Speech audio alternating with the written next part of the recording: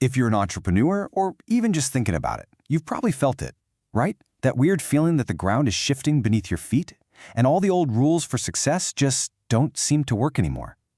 So, what if the map you've been following is completely outdated? Well, today, we're drawing a new one.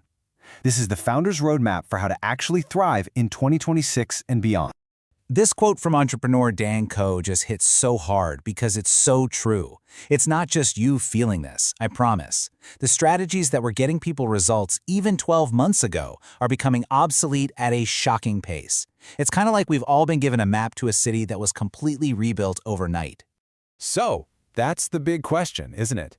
If that old map is useless, how do you even navigate? How do you find your way, not just to survive, but to actually build something incredible? That is exactly what we are going to unpack today. So first things first, let's just rip up that old map. Seriously, we need to understand why it's so unreliable now. And this isn't about small corrections or little pivots. The fundamental principles of how we work, how we build, and how we create wealth are being completely rewritten right before our eyes.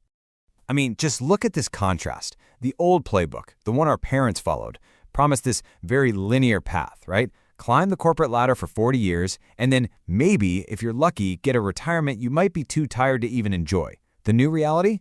It's a completely different game.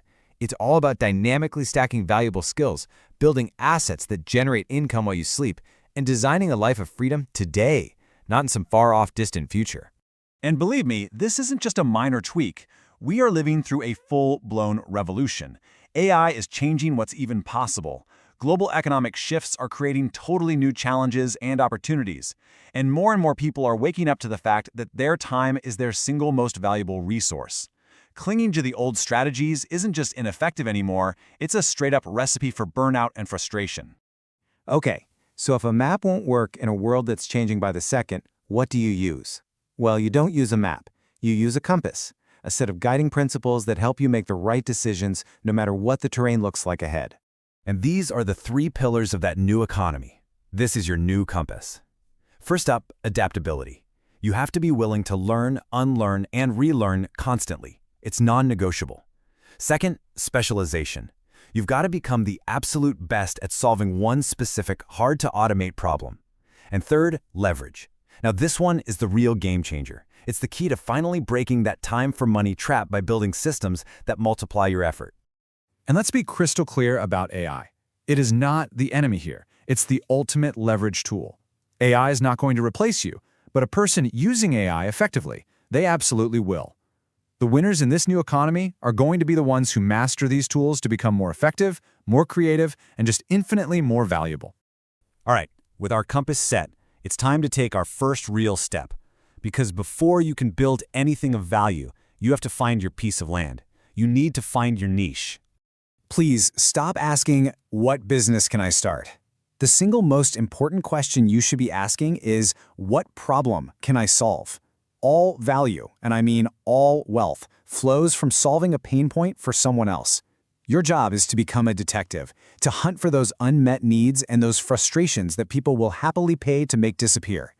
You know, a fantastic framework for this is the Japanese concept of ikigai.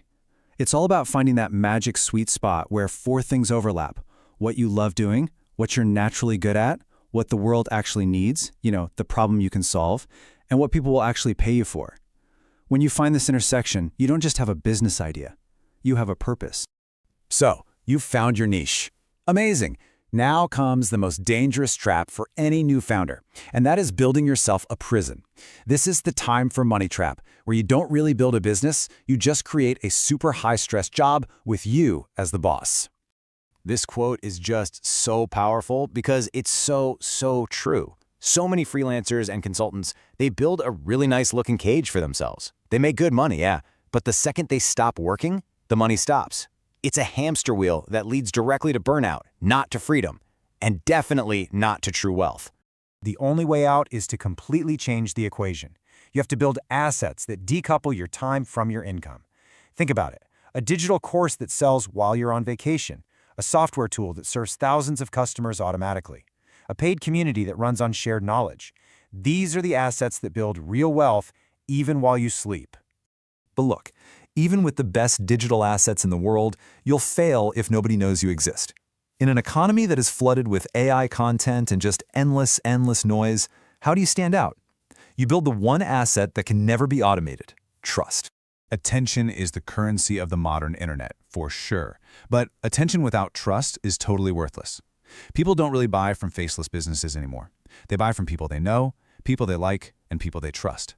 Your personal brand, your unique voice, your willingness to share what you know, that's what cuts through the noise and creates a real connection. So ask yourself this, seriously. When someone Googles the problem that I solve, does my name show up? The moment you start obsessing over the answer to that question, you stop being just another business, and you start becoming a legacy. You become the signal in all that noise. Okay, so we've covered the what and the how, but we really need to talk about the most important part of all, the why. Why are we even doing this? What is the real end goal here? There's this famous parable that just illustrates this perfectly. An American investment banker is on vacation in a small Mexican village, and he's super impressed by the quality of a local fisherman's catch. He sees this huge opportunity and starts laying out this grand 20-year plan for the fishermen. So the banker's plan is incredibly complex. Buy more boats, open a cannery, move to the big city, go public, make millions and millions. And after 20 years of relentless grinding work, the banker explains the fisherman can finally retire and enjoy the simple life back in his village. And that's the punchline. The fisherman is already living the exact life that the banker is promising as a reward for 2 decades of soul-crushing work. Now, the point isn't to stop being ambitious. Of course not. The point is to never, ever forget what you're working for. Design a business that serves the life you want, not the other way around. The barriers to entry have never been lower than they are right now. The tools have never been more powerful. The opportunities to solve new and interesting problems are absolutely everywhere. Despite all the uncertainty out there, this truly is a good season to start a business. But don't get overwhelmed by it all. You don't start by trying to build a car. You start with a skateboard. Just the simplest possible thing that gets you from point A to point B. So my question for you is, what's your skateboard? What is the one small step you can take right now to start moving forward on your own path?